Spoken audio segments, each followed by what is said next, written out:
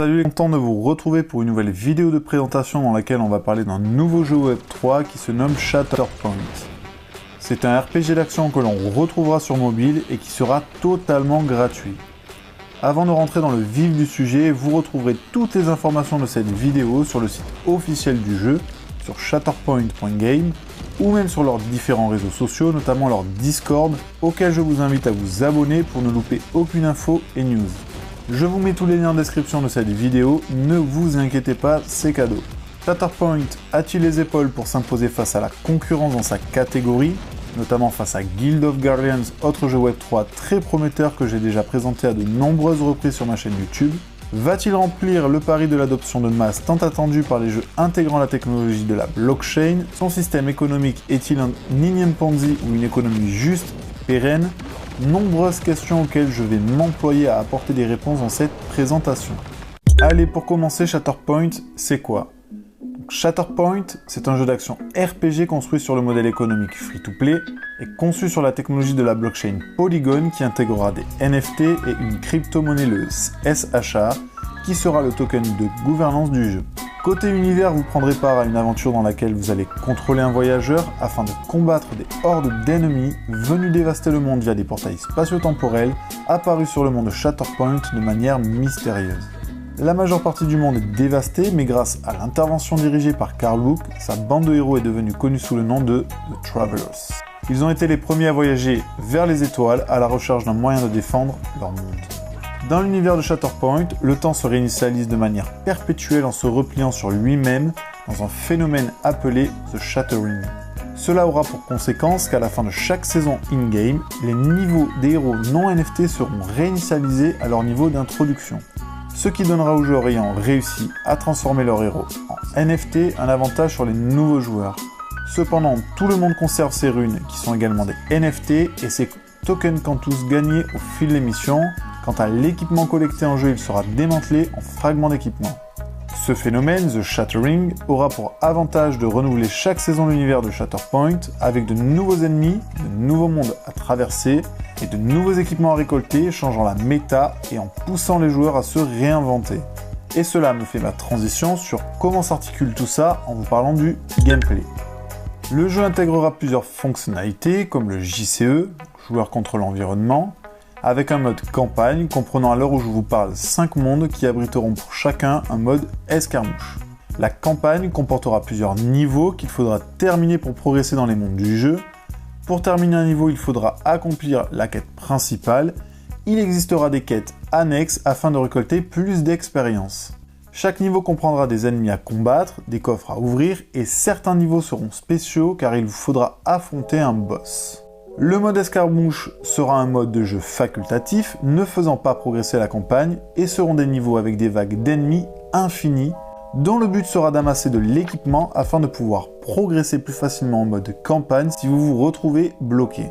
Pour terminer, on retrouvera le mode JCJ, joueur contre joueur, où vous pourrez affronter d'autres joueurs dans des arènes de combat en 1v1 au lancement du jeu, mais rapidement évoluera vers un affrontement en 3v3. Ceux qui connaissent, ça nous rappellera un petit peu Brawl Stars.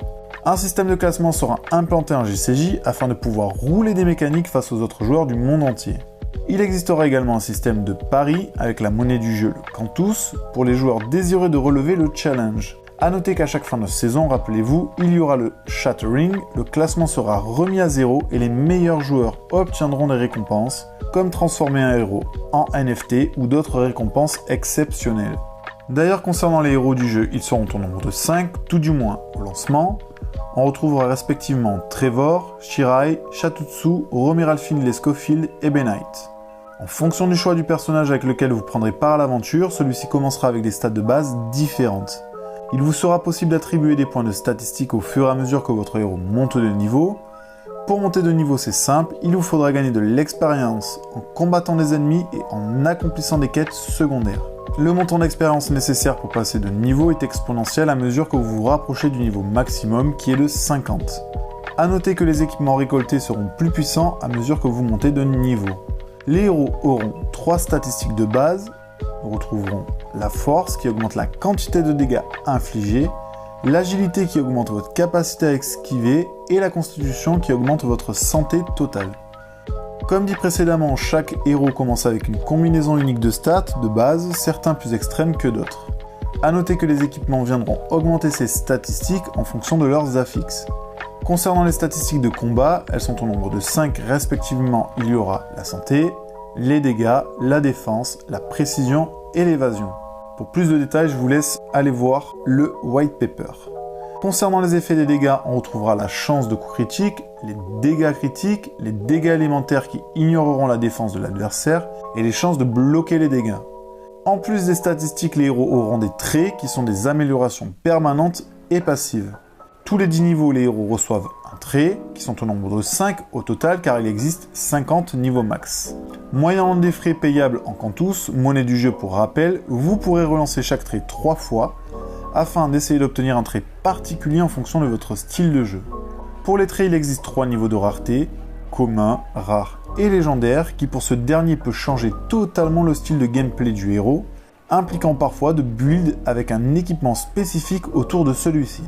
A noter qu'il existe des traits spécifiques à chaque héros, mais également un panel de traits génériques qu'il est donc possible de débloquer pour chacun d'entre eux. Nous allons maintenant parler des capacités des runes dans cette partie, car dans Shatterpoint, les héros n'ont pas de capacités qui leur sont propres, car ce sont les équipements qui vont leur attribuer leurs capacités. Les runes, quant à elles, vont venir booster ces capacités en question en les certissant dans les équipements correspondants. Vous allez donc équiper votre héros en fonction de votre style de jeu, car vous l'aurez bien compris, ce sont les équipements ainsi que les runes que vous allez pouvoir sortir dans certaines pièces d'équipement qui donneront à votre héros son style de combat avec un large panel de capacités. Les objets d'équipement ont donc des capacités que les runes équipées peuvent améliorer. Comme par exemple les statistiques du héros, sa portée d'attaque, modifier l'effet d'une capacité ou sa durée d'exécution. Et là vous êtes en train de réaliser que les équipements vont déterminer le style de jeu qui vous correspondra le mieux, rendant la personnalisation des héros quasiment infinie à mesure que de nouveaux équipements seront créés dans Shatterpoint. Il existera 3 types différents de capacités propres à chaque objet d'équipement. On retrouvera les capacités dites offensives, qui seront donc débloquées en équipant des armes et des gants sur votre héros. Selon l'arme que vous allez équiper sur votre héros, celui-ci attaquera en tourbillonnant ou en sautant sur les ennemis et de bien d'autres manières possibles. Quant aux gants, ils apporteront des dégâts élémentaires aux attaques et bien plus encore. Les capacités défensives sont fournies par les ceintures en renforçant votre défense ou en renvoyant les dégâts ou même en aveuglant les ennemis. Et les capacités de mouvement seront fournies par les bots. Pour rappel, les équipements ne seront pas des NFT dans le jeu et seront détruits à chaque fin de saison durant le Shattering, vous octroyant des fragments d'équipement qui vous seront utiles pour ouvrir des coffres utilitaires afin d'obtenir des équipements. Comme dit précédemment, ces capacités se verront renforcées grâce aux runes, qui elles seront les seuls NFT du jeu avec les héros et les cosmétiques. Pour qu'une rune ait un effet, il faut qu'elle soit gravée avec la monnaie in-game, le Cantus. La gravure se fait sous forme de jets aléatoires qui peuvent rater comme sur cet exemple où vous avez pour les jets réussis des points verts et pour les jets ratés des points rouges. A noter que pour les runes il existe 3 raretés, commun, rare et légendaire, qui a pour conséquence directe d'augmenter le nombre d'emplacements de gravure pour celle-ci. Avec plus d'emplacements de gravure, vous avez plus de chances d'augmenter l'effet d'une capacité en particulier. A noter que les runes rares et légendaires ne pourront pas être obtenues en jouant, il vous faudra fusionner vos runes pour les obtenir comme sur l'exemple. Pour fusionner les runes, il vous faudra les avoir gravées en totalité afin d'obtenir soit une rune de rareté supérieure, soit une nouvelle rune légendaire afin d'obtenir de nouveaux affixes recherchés pour un équipement précis qui vous octroiera une capacité convoitée.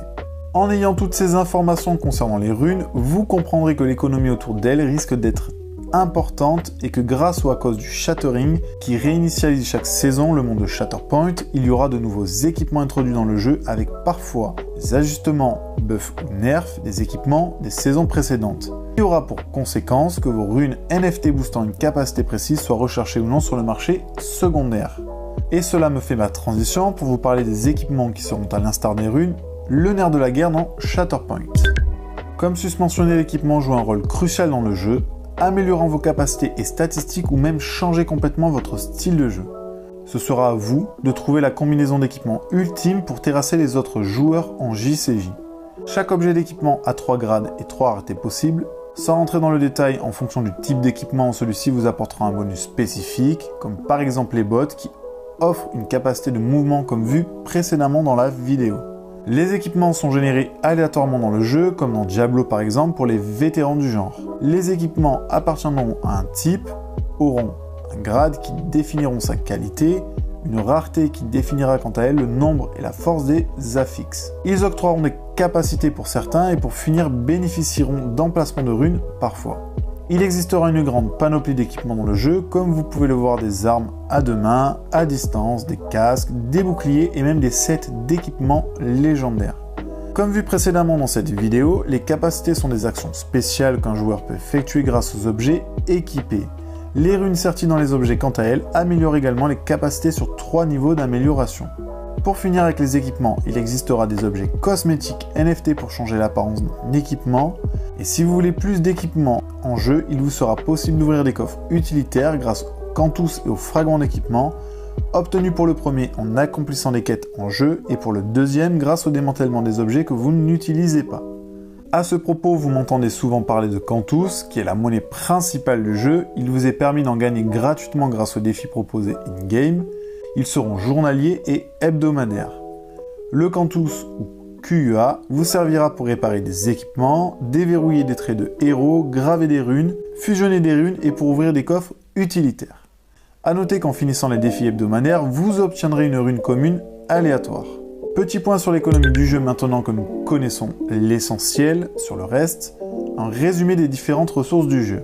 Le QUA sera la monnaie principale dans Shatterpoint et sera hors-chain et non échangeable. Vous pourrez cependant en échanger contre du SHA, le token de gouvernance du jeu dans le Shatterpoint Treasury, en quantité limitée. L'économie tourne autour des NFT et notamment le système de runes. Le QUA est une monnaie à approvisionnement infini pour les activités dans le jeu comme sur ce schéma. Vous pouvez en gagner en JCJ avec des mises, avec les défis journaliers et hebdo, etc. Concernant l'utilisation, il en existera beaucoup, comme par exemple le reroll des traits du héros, ou la gravure des runes, ou bien même l'ouverture de coffres utilitaires.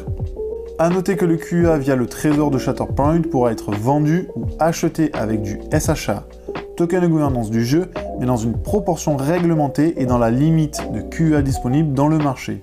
Ce qui aura pour conséquence, grâce à l'offre et la demande, de fixer le prix. Les fragments d'équipement sont une ressource obtenue en démontant les équipements lootés en mode PvE et peuvent être dépensés pour ouvrir des coffres utilitaires en couplant du Cantus également. Concernant les NFT du jeu, il en existera 3. On aura les héros, les runes et les cosmétiques. Et pour finir avec les ressources du jeu, il y aura un token de gouvernance, le SHA qui sera sur la blockchain. Son utilité sera de voter pour les futures décisions du jeu, acheter du QA sur le marché secondaire et à l'heure où je fais cette vidéo, l'équipe étudie la possibilité de pouvoir acheter des runes et des héros sur le marché secondaire avec du SHA. Un système économique intéressant avec une seconde monnaie in-game non blockchainisée rendant plus stable les prix des assets sur le marché secondaire. En d'autres termes, pour vous faire de l'argent sur Shatterpoint, vous aurez la possibilité de vendre en quantité limitée, fixée par la team chaque semaine des QA contre du SHA, qu'il vous sera possible ensuite de vendre sur une place de marché style Binance, Coinbase, FTX, etc. Cela donnera la possibilité à ceux qui le veulent d'aller plus vite pour obtenir des équipements dans le jeu, d'acheter du QA via le trésor de Shatterpoint. Mais ce seront les joueurs qui fixeront le prix du marché en fonction de l'offre et la demande et non la team qui proposera la vente du QEA. En conclusion, Shatterpoint nous réserve un système économique bien pensé, récompensant les joueurs les plus assidus et faisant preuve de skill. Cette aventure est rendue possible grâce à l'expertise de Block Game, studio de développement de jeux de nouvelle génération dont la mission est de favoriser l'adoption massive de la technologie blockchain au travers des jeux mobiles Web3 en partenariat avec le studio Estoti, qui est un monstre des jeux mobiles mass market avec des milliards de téléchargements et 200 millions de joueurs actifs à travers le monde. Le jeu est totalement financé par leurs fonds et il est déjà en développement depuis plusieurs mois. Je ferai d'ailleurs une prochaine vidéo sur l'alpha, le Shatterpoint, que j'ai pu tester en avant-première et je peux déjà vous dire que c'est hyper addictif. Mon point de vue concernant Shatterpoint est ultra positif, c'est la petite pépite qui est arrivée dans le game par la petite porte, qui ne fait pas encore parler de lui, mais qui dans l'ombre est en train peut-être de nous sortir le jeu qui va réconcilier tous les joueurs à propos des NFT et leur objectif technologique, qui est de redonner aux joueurs la gestion et la propriété de ces assets in-game. Voilà, c'est tout pour cette vidéo. Si vous êtes hypé par ce jeu, n'hésitez pas à vous abonner à ma chaîne YouTube pour ne pas louper la future vidéo de gameplay de Shatterpoint et d'autres vidéos de jeux Web3 que je publie régulièrement sur ma chaîne. Vous pouvez également vous abonner à ma page Twitter sur laquelle je publie régulièrement les news concernant les jeux Web3 que je présente et j'organise également de temps en temps des giveaways. En attendant les crocos de nouvelles exclusivités, je vous dis portez-vous bien et à bientôt dans le game.